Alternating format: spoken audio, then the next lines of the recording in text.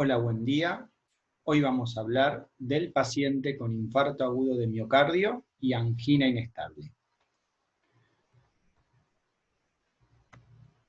Para comenzar, tenemos a Rubén, de 54 años, que nos consulta por un cuadro de dolor precordial opresivo de 2 horas de evolución. Como antecedentes, es fumador y tiene hipertensión arterial. Al examen físico le encontramos una tensión arterial de 180 a 100 milímetros de mercurio, una frecuencia cardíaca de 110 latidos por minuto, una frecuencia respiratoria de 24 ciclos por minuto, un segundo ruido cardíaco aumentado de intensidad, siendo el resto del examen físico normal.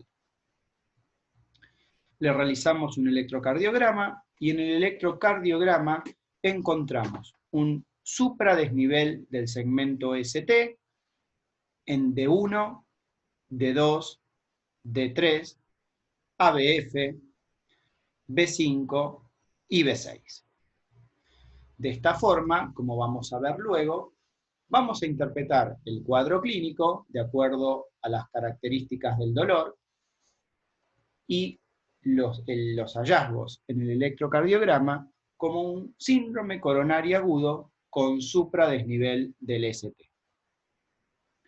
Los síndromes coronarios agudos pueden presentarse como una angina de reciente comienzo, principalmente en clase funcional 3 o 4, representar un episodio de Angor único y prolongado, o un paciente que venga con un cuadro de angina estable en el último tiempo, generalmente en los últimos 2 meses, ese cuadro de angina estable aumentado en clase funcional con el correspondiente aumento en la intensidad y en la frecuencia de los episodios de dolor. De esta forma, los síndromes coronarios agudos los podemos dividir en 2 grandes grupos. El síndrome coronario agudo con supradesnivel del ST y el síndrome coronario agudo sin supradesnivel del segmento ST.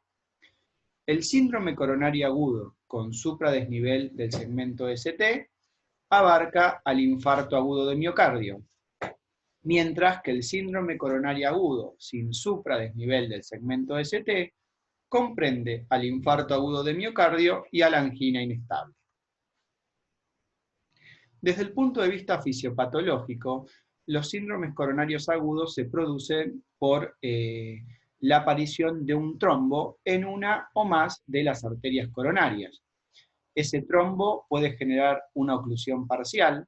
La oclusión parcial del trombo genera una depresión del segmento ST con o sin inversión de la onda T, y de acuerdo a si se produce elevación de los biomarcadores cardíacos o no, el cuadro puede ser un infarto agudo de miocardio sin elevación del ST, en caso de que los biomarcadores sean positivos, o una angina inestable en caso de que los biomarcadores sean negativos.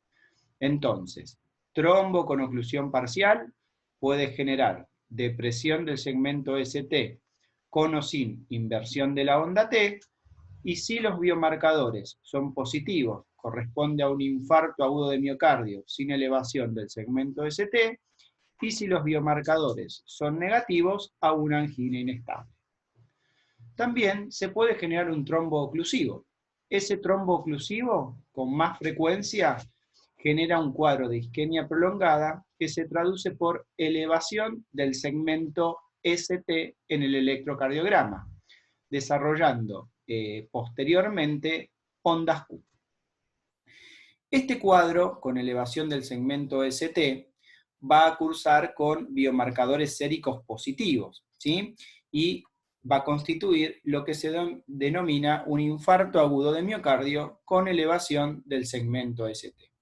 Cabe destacar que nosotros, ante un paciente que venga con un dolor torácico, que tenga claras características isquémicas, y encontremos en el electrocardiograma un supradesnivel del segmento ST, como vamos a ver luego, tenemos que actuar en forma rápida sin esperar el resultado de los biomarcadores cardíacos.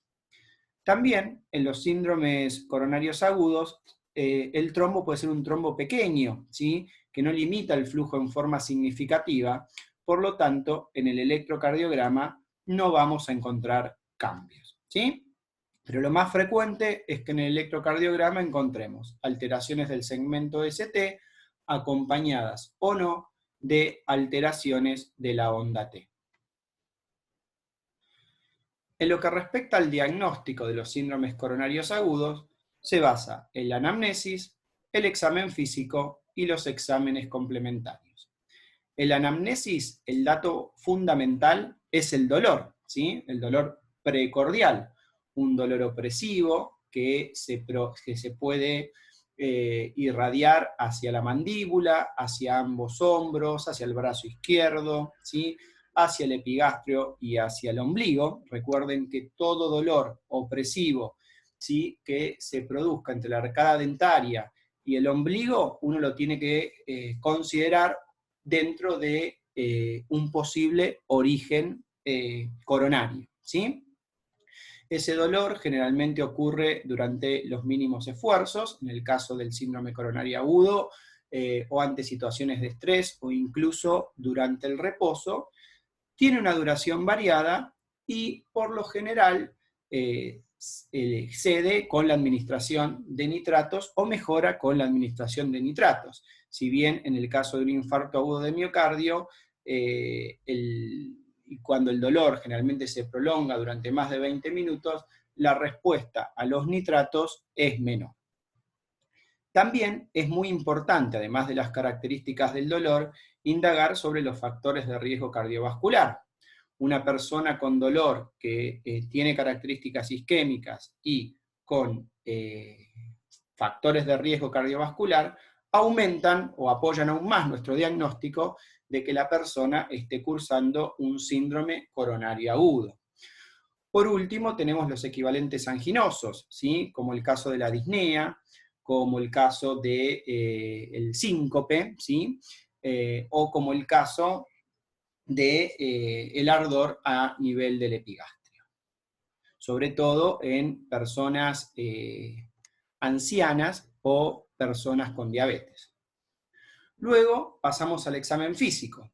El examen físico tenemos que hacer un examen físico completo, donde es fundamental la determinación de los signos vitales: frecuencia cardíaca, tensión arterial, frecuencia respiratoria, y ver o buscar signos que indiquen hipoperfusión periférica o signos de insuficiencia cardíaca. Luego, a la hora de los exámenes complementarios, para el síndrome coronario agudo, los principales exámenes complementarios están representados por el electrocardiograma y la determinación de enzimas cardíacas. El electrocardiograma es el examen complementario fundamental y, como dijimos previamente, podemos encontrar alteraciones del segmento ST, alteraciones de la onda T y ondas Q patológicas, ¿sí? Las alteraciones del ST pueden ser supradesnivel del ST o infradesnivel del segmento ST. Las alteraciones de la onda T pueden ser la inversión de la onda T, simétrica y picuda, o una onda T positiva o concordante con un QRS positivo, también simétrica y picuda. También un bloqueo completo de rama izquierda nuevo, de nueva aparición, en contexto de un paciente que consulta por un dolor precordial, es altamente sugestivo de un síndrome coronario agudo y generalmente nos orienta a una obstrucción proximal de la arteria descendente anterior. Por otro lado, los biomarcadores cardíacos incluyen la troponina, fundamentalmente, y la determinación de la CK-MB, ¿sí? Pero el biomarcador que más se utiliza es la troponina, que se pide en el momento del ingreso y a las 6 horas de comenzado el dolor. Y lo que se hace es curva de troponina. Se piden troponinas seriadas cada 4 a 6 horas.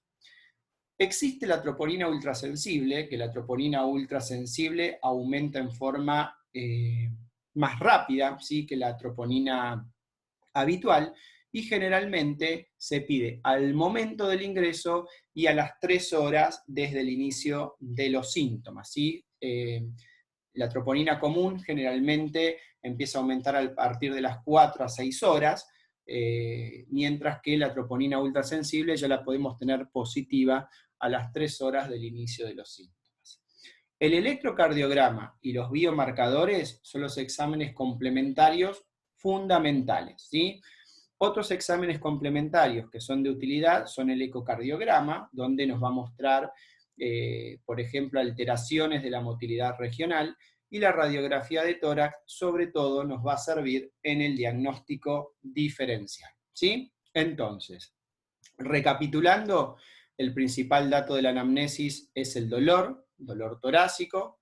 Al examen físico tenemos que buscar signos que indiquen alto riesgo, ¿sí?, como por ejemplo la presencia de una insuficiencia cardíaca de reciente aparición, o signos de hipoperfusión periférica o hipotensión arterial.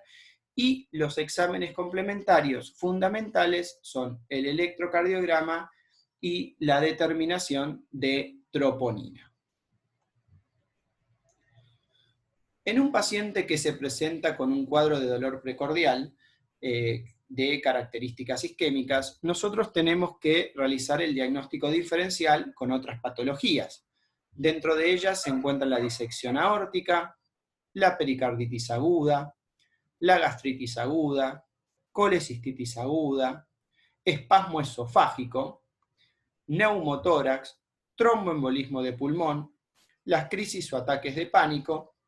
Y también tenemos que tener en cuenta en el diagnóstico diferencial los infartos secundarios, ¿sí?, que los infartos secundarios son aquellos que se producen como consecuencia no de la afección de las arterias coronarias per se, por un trombo oclusivo, sino por un desbalance marcado entre el aporte y la demanda de oxígeno, como por ejemplo los que se ven durante el consumo de cocaína, la sepsis, en anemias muy marcadas, taquiarritmias o bradiarritmias.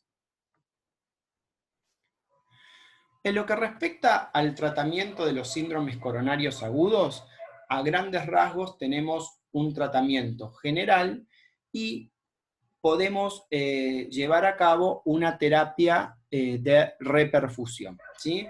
El tratamiento general es igual para un síndrome coronario agudo sin elevación del ST que para un síndrome coronario agudo con elevación del ST, ¿sí?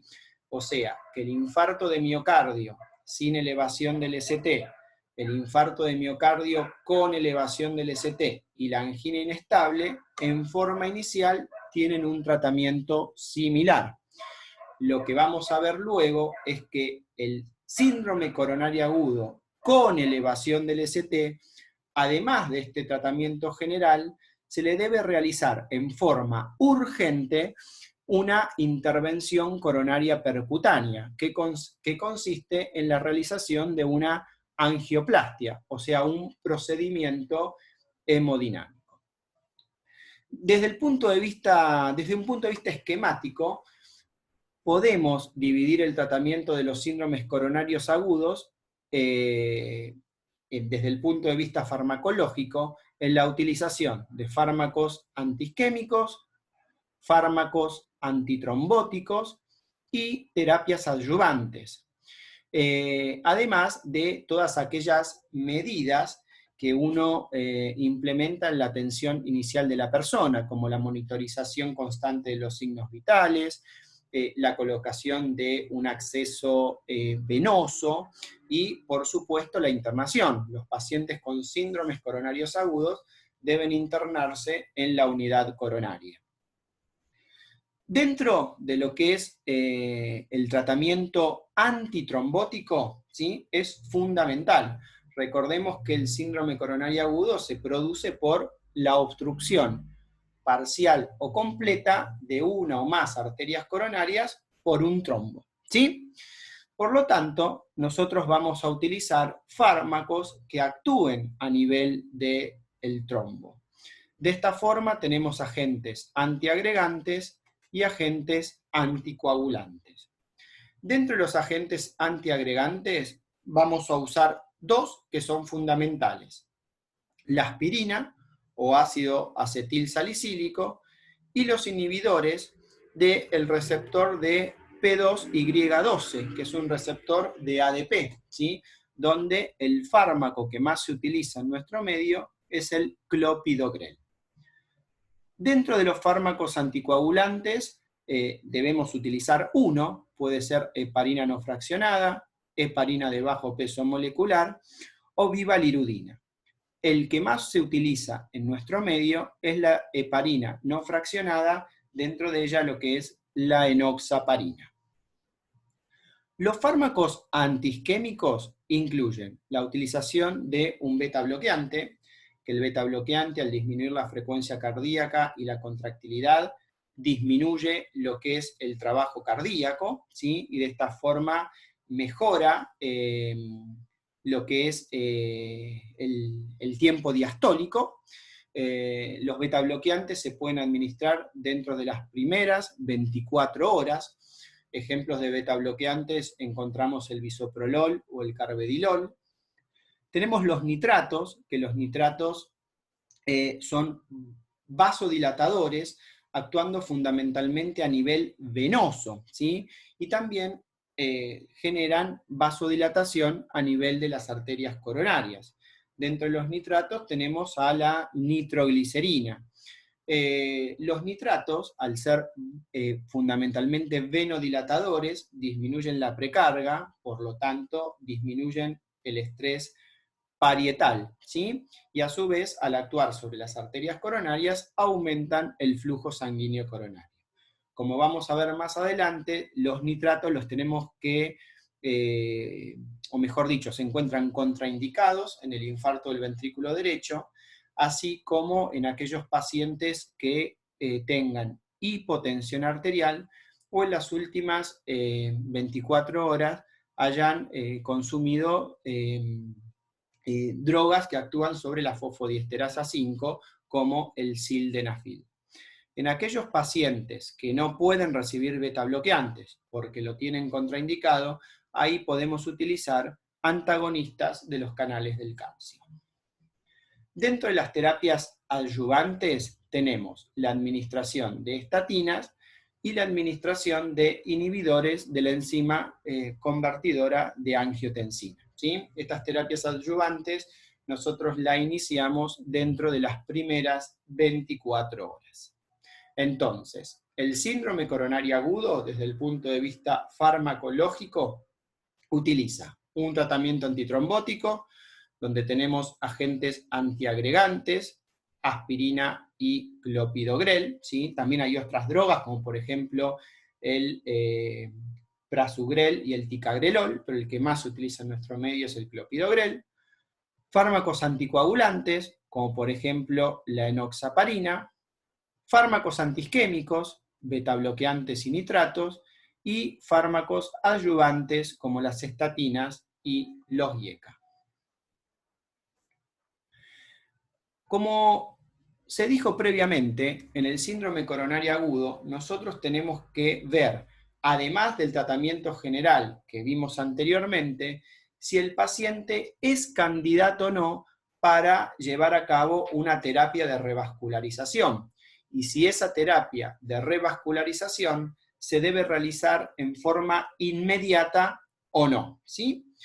Las terapias de revascularización incluyen básicamente dos formas.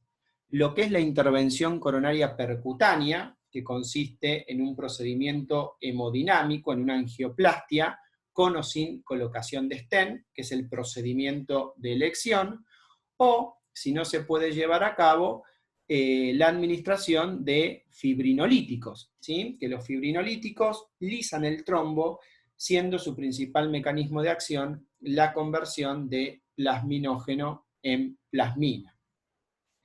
De esta forma, para ver si la persona necesita o no una terapia de revascularización, nosotros tenemos que ver si estamos en presencia de un síndrome coronario agudo con elevación del segmento ST o un síndrome coronario agudo sin elevación del segmento ST. En caso de un síndrome coronario agudo con elevación del segmento ST, la terapéutica de elección es la intervención coronaria percutánea primaria, ¿sí? O sea, el procedimiento hemodinámico, la angioplastia. Si está disponible, es el procedimiento de elección. Cuando estamos en presencia de un paciente con un síndrome coronario agudo con elevación del segmento ST, nos tenemos que poner en contacto en forma inmediata con el servicio de cardiología y el servicio de hemodinamia para realizarle al paciente una intervención coronaria percutánea primaria. En caso de que no se pueda llevar a cabo, ahí se utiliza la estrategia fibrinolítica, ¿sí? Que generalmente los fibrinolíticos tienen una ventana, un periodo de tiempo para utilizarse, y por lo general, luego de las 6 a 12 horas de que el paciente haya comenzado con los síntomas, en contexto de un síndrome coronario agudo con supradesnivel del ST, si pasó ese tiempo de 6 a 12 horas, generalmente no son efectivos, ¿sí? Y antes de administrar una terapia fibrinolítica, tenemos que repasar en forma bien exhaustiva las contraindicaciones para la administración de los mismos, ¿sí? Como por ejemplo, una de ellas es la disección de aorta. Si estamos en presencia de un paciente con un síndrome coronario agudo sin elevación del segmento ST, o sea, una angina inestable o un infarto de miocardio sin supra-ST, tenemos que evaluar el riesgo, ¿sí? De esta forma, al evaluar el riesgo, podemos tener pacientes de alto riesgo o pacientes de bajo riesgo, ¿sí? Para la evaluación del riesgo, ¿sí? Que uno cuando habla del riesgo fundamentalmente es el riesgo de sufrir algún evento mortal en el corto plazo, ¿sí? Del riesgo de muerte. Dentro de esos marcadores de riesgo hay diferentes escalas que pueden utilizarse. Una de ellas es el TIMI, otra es el GRACE, que es un poco más compleja, pero siempre está el criterio clínico. Si nosotros tenemos a una persona con un síndrome coronario agudo sin elevación del ST, que tiene una insuficiencia cardíaca aguda como consecuencia de ese síndrome coronario agudo, o se encuentra en shock como consecuencia de un síndrome coronario agudo, independiente de las diferentes escalas, ese paciente va a ser un paciente de alto riesgo, ¿sí? Entonces, al evaluar el riesgo, podemos tener pacientes de bajo o de alto riesgo. Si el paciente es de bajo riesgo, llevamos a cabo una estrategia conservadora, o sea que no tenemos que realizar la intervención coronaria percutánea ya, ¿sí? Sino que la podemos realizar en forma diferida. En caso de que el paciente sea de alto riesgo, debemos realizar la intervención coronaria percutánea en forma urgente, ¿sí? O sea, en forma precoz. Entonces, recapitulando, síndrome coronario agudo con elevación del ST y sin elevación del ST, además de las medidas generales, tenemos que ver si el paciente tenemos que realizarle una estrategia de revascularización en forma precoz o no. Si el paciente tiene un síndrome coronario agudo con elevación del segmento ST, hay que revascularizarlo en forma precoz. Y la estrategia de elección es la intervención coronaria percutánea primaria. En caso de que no se pueda realizar, llevamos a cabo una terapia fibrinolítica, ¿sí? y si el paciente no responde a los fibrinolíticos, ahí podemos realizar lo que se llama una intervención coronaria percutánea de rescate, ¿sí?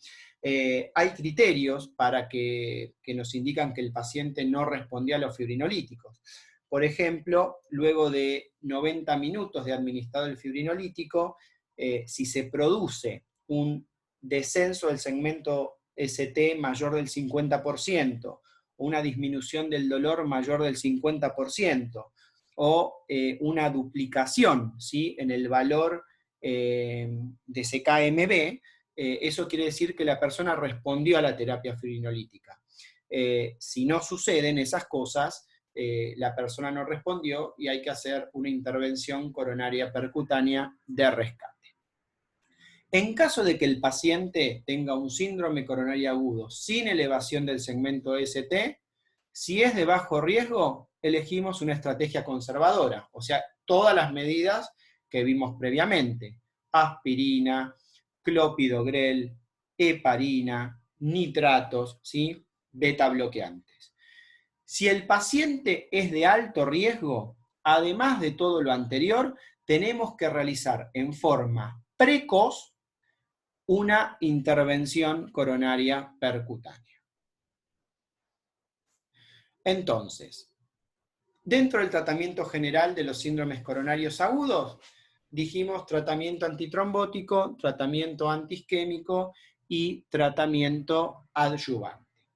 El tratamiento antitrombótico incluye antiagregantes y anticoagulantes. Dentro de los antiagregantes se administra aspirina, ¿sí?, a una dosis inicial que va entre 162 y 325 miligramos vía oral en forma masticable, y luego se continúa con 100 miligramos por día, ¿sí? Generalmente la dosis que se da es una dosis de 300 miligramos masticable. El otro antiagregante que se utiliza es el clopidogrel. El clopidogrel, la dosis va entre 300 y 600 miligramos vía oral, y luego se continúa con 75 miligramos día. Ustedes recuerden que inicialmente se dan estas dos drogas, aspirina y clopidogrel, ¿sí?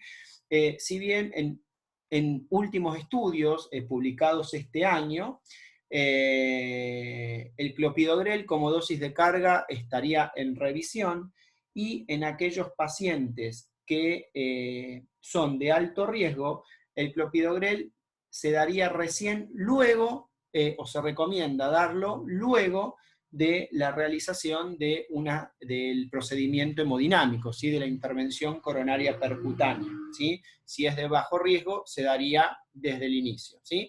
Esto último que dije es una recomendación reciente, ¿sí? Pero ustedes sepan que desde el inicio se da aspirina y clopidogrel u otro antiagregante como el ticagrelol o el prasugrel.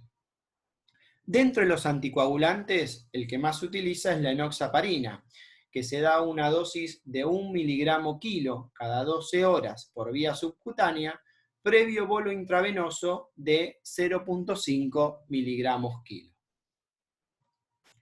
El tratamiento antiisquémico abarca nitratos, beta bloqueantes y también la morfina. Este último ahora vamos a ver por qué.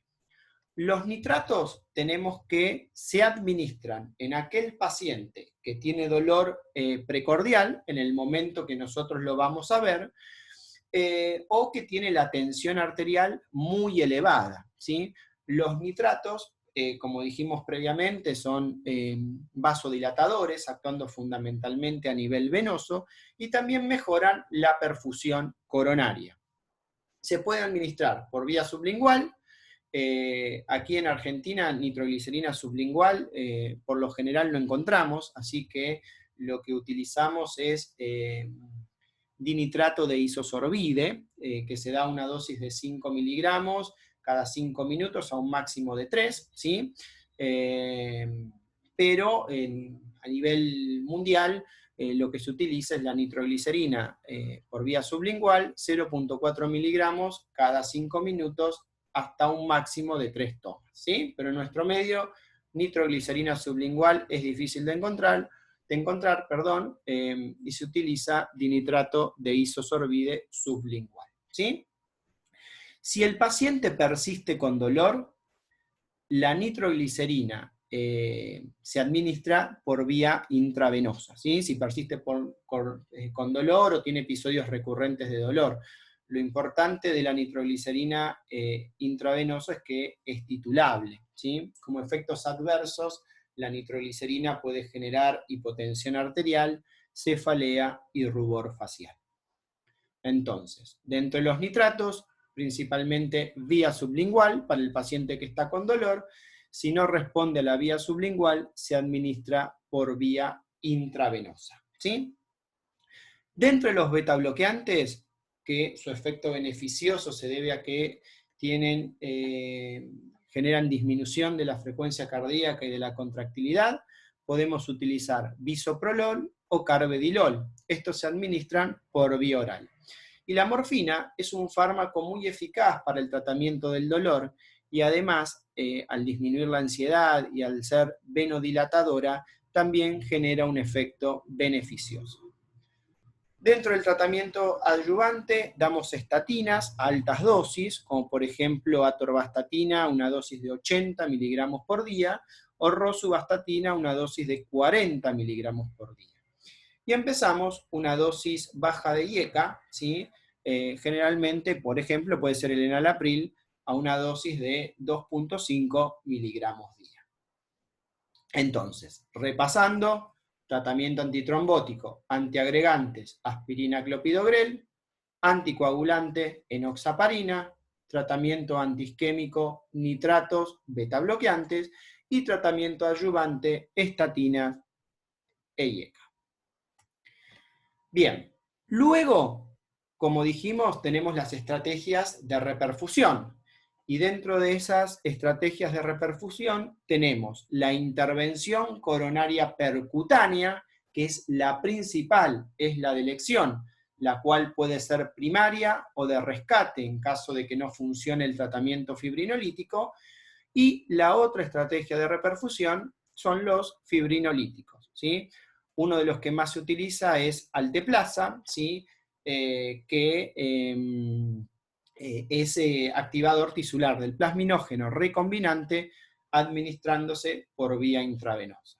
Pero recuerden, el tratamiento de reperfusión principal es la intervención coronaria percutánea y es la estrategia terapéutica de elección para el síndrome coronario agudo con elevación del segmento ST. Aquí vemos en qué consiste la intervención coronaria percutánea, y consiste en lo que es una angioplastia que puede llevar o no la colocación de un stent. Uno ingresa un catéter a través de una arteria, que puede ser la arteria femoral y la arteria radial, va hacia la circulación coronaria. Ahí inicialmente instila contraste para teñir el árbol coronario y ver cuál es el o los vasos culpables. Entonces, cuando uno encuentra una obstrucción, va a resolver esa obstrucción. Se puede generar una dilatación con balón directamente o colocar una malla metálica que recubre que expande y luego recubre la pared, o sea, expande la obstrucción, ¿sí? El trombo, y luego recubre la pared del vaso coronario, que es lo que se denomina stent, ¿sí? El cual puede ser sin drogas, ¿sí? Que es lo que más frecuentemente se utiliza, o con drogas, que esas drogas tienen fármacos inmunosupresores que el objetivo es que esos fármacos inmunosupresores, al actuar ahí no se genera una respuesta inflamatoria, ¿sí? Pero la mayoría de los stent que se utilizan son stent sin drogas, ¿sí? Los stent con drogas tienen más riesgo de restenosis. Entonces, de intervención coronaria percutánea, se ingresa por un catéter, con un catéter a través de una arteria periférica, se va hacia la circulación coronaria y se puede dilatar, ¿sí?, la parte que está obstruida, o lo que más frecuentemente se utiliza es dilatar y luego de la dilatación colocar una malla metálica que es el stent. Por último, dos salvedades, ¿sí? En lo que respecta al infarto del ventrículo derecho y al denominado infarto secundario. El infarto del ventrículo derecho, ¿sí?, nosotros lo tenemos que sospechar en aquel paciente que tiene un infarto de cara inferior, ¿sí?, que nosotros lo vamos a ver en el electrocardiograma por alteraciones del ST o de la onda T a nivel de D2, D3 y ABF. En esos casos tenemos que realizar un electrocardiograma con las derivaciones derechas, con B3R y B4R, ¿sí?, para ver cómo está el ventrículo derecho, ¿sí?, porque recuerden que la cara inferior del corazón se encuentra irrigada por lo general por la arteria coronaria derecha, ¿sí?, y esa arteria coronaria derecha, que es la descendente posterior, irriga la cara inferior del corazón, que es el ventrículo izquierdo, y generalmente comparte irrigación con lo que es el ventrículo derecho. Por eso, ante una sospecha de infarto de cara inferior, tenemos que realizar derivaciones derechas. Si confirmamos el infarto del ventrículo derecho, generalmente estos pacientes con infarto del ventrículo derecho, el ventrículo derecho no se contrae o tiene un déficit en la contracción. Por lo tanto, puede alterarse el flujo a nivel de la arteria pulmonar y de esa forma alterarse la precarga del ventrículo izquierdo con el consecuente desarrollo de hipotensión arterial. Por todo esto que acabo de decir, es que los nitratos se encuentran contraindicados en la persona que tiene un infarto del ventrículo derecho, ¿sí? Porque la administración de nitratos disminuye aún más la precarga de ese ventrículo derecho y a su vez genera más hipotensión arterial. Por lo tanto, los pacientes con infarto del ventrículo derecho, nosotros le tenemos que garantizar un volumen adecuado, ¿sí? Por eso, generalmente estos pacientes necesitan infusión de volumen en forma controlada por un acceso venoso. Y por último, el infarto secundario, que tiene las mismas complicaciones que un infarto primario, es importante tratar la causa, ¿sí?, que originó el infarto secundario. Por ejemplo, una anemia severa, una sepsis, una taqui o una bradiarritmia. Tanto el infarto agudo de miocardio, ¿sí?, como la angina inestable pueden tener complicaciones, ¿sí? Si bien están más descritas para el infarto agudo de miocardio, pueden suceder en cualquiera de las dos entidades. Esas complicaciones pueden ser eléctricas o mecánicas. Las eléctricas son las más frecuentes y consisten en el desarrollo de arritmias. Esas arritmias son fundamentalmente taquicardia ventricular y fibrilación auricular. La principal causa de mortalidad en los pacientes con infarto, ¿sí?, lo cual hace que, que por lo menos un 50% aproximadamente no llegue al hospital, es el desarrollo de estas arritmias graves, ¿sí?, que son causa de paro cardiorrespiratorio, ¿sí? Dentro de las arritmias, taquicardia ventricular, fibrilación ventricular. Luego tenemos las complicaciones mecánicas. Dentro de las complicaciones mecánicas, la más frecuente es el desarrollo de insuficiencia cardíaca. También puede haber rotura de un músculo papilar con la generación de una insuficiencia mitral aguda, que es una emergencia quirúrgica, rotura de pared libre y pericarditis. Volviendo a nuestro paciente, Rubén de 54 años, que nos consulta por un cuadro de dolor precordial opresivo de 2 horas de evolución, tabaquista e hipertenso, que al examen físico lo encontrábamos marcadamente hipertenso, taquicárdico y con un ruido aumentado en intensidad. El electrocardiograma, recordemos que nos mostraba un supradesnivel del segmento ST, D1, D2, D3, ABF, B5, B6.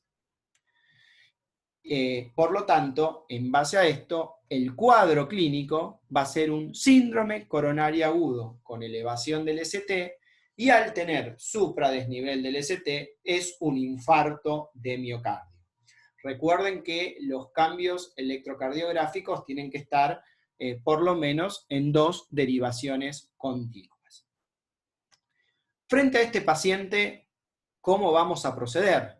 Este paciente se interna, ¿sí?